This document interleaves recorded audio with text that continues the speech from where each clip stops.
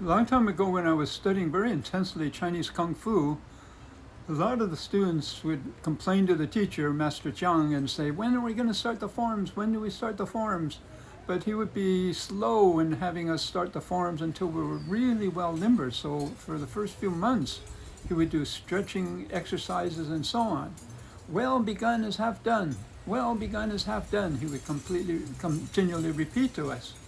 And that little phrase, I just loved it, and it's really stuck in my head, and it has so many applications. So it even applied to, let's say, when I start an art project, like the first day on my painting, let's say, it would be nothing but setting up the space, getting all the paper right size, all the paintbrushes washed, all the paints ready to go, and everything, just to prepare. Okay, that's the first stage. Not a thing was painted yet, but just to prepare well, because I knew that well begun is half done. Then when inspiration hits me, bam, I'm off and running, and everything is just perfect. And it has so many applications. So let's say before a film shoot, when I shot my films, I used to get the cast and crew all together on the first day of shoot, and I would do a little ritual.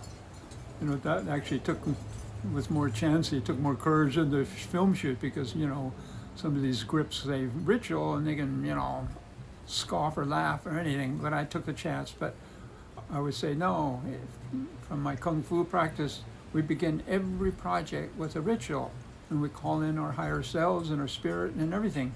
So I would do this ritual, thinking, well begun is half done. And over again, it would really help the whole film shoot. Like one time in a film shoot, there was a big argument, and somebody said, "Hey, what happened to your ritual? What happened?"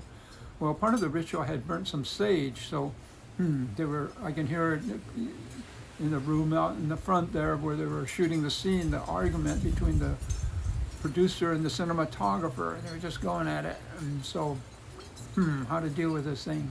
So I burnt some more sage, and I just walked through the house into that room.